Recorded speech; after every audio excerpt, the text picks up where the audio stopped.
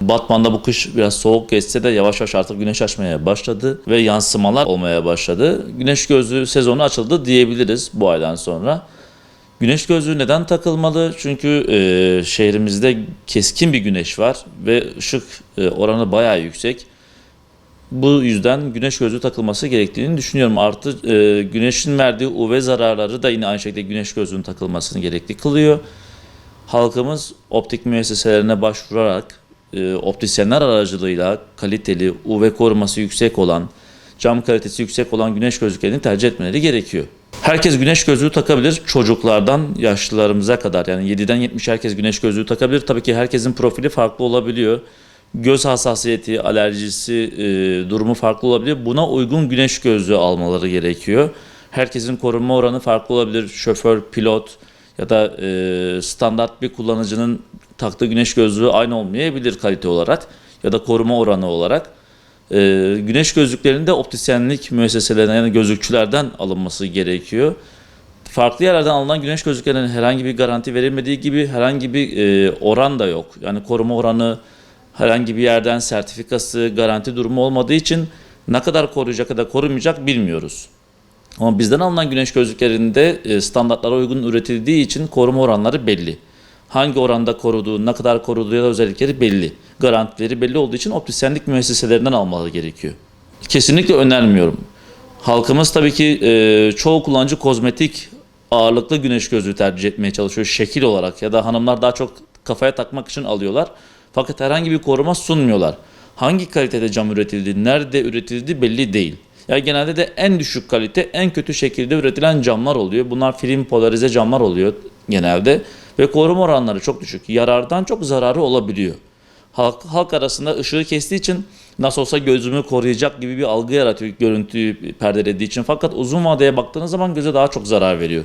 Işığı kesmediği gibi UV ışını daha net ve kötü bir şekilde göze ulaştırıyor. Vatandaşlara çağrımız özellikle çocuklarda, halkımızda bu konuda biraz sorun yaşıyoruz. Çocuklara güneş gözlüğü almıyorlar ve gerekli bulmuyorlar. Aslında çocuklardan yaşlılara kadar herkesin güneş gözlüğü kullanması gerekiyor.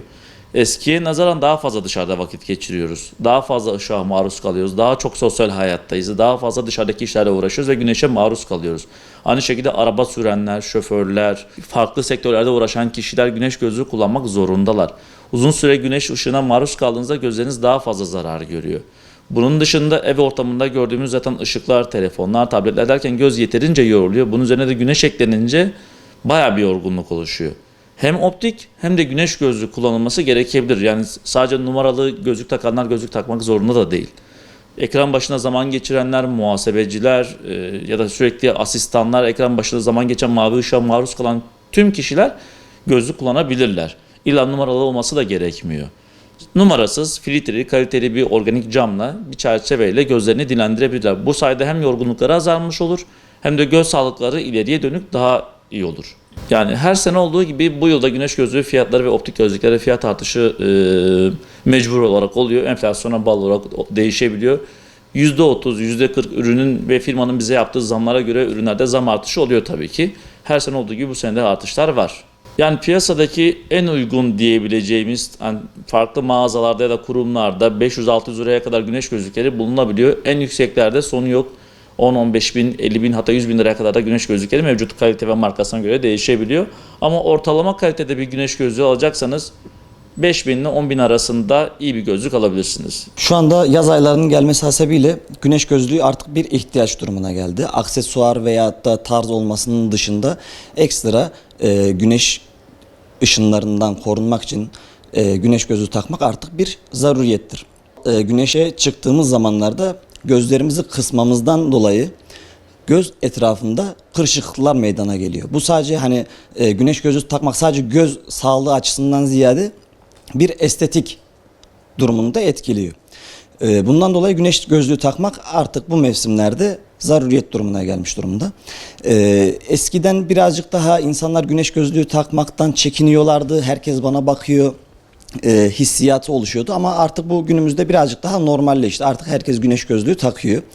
Optik gözlük yani göz kusuru olan kişilerde miyop, hipermetrop vesaire durumlarında artık onlar için de teknoloji gelişti.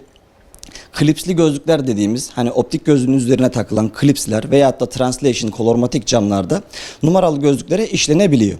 Güneşe çıktığı zaman klipsi üzerine takıyor veyahut da kolormatik translation camlarda da güneşe çıktığı zaman cam kendi kendine kararıyor, içeriye girdiği zaman beyazlaşıyor. Artık göz kusuru olan veyahut da göz numarası bulunmayan kişilerin de her halükarda gözlük takması zaruriyet durumuna gelmiş durumda. Yaz mevsiminin gelmesiyle beraber güneş ışınlar keskin bir şekilde göze geliyor.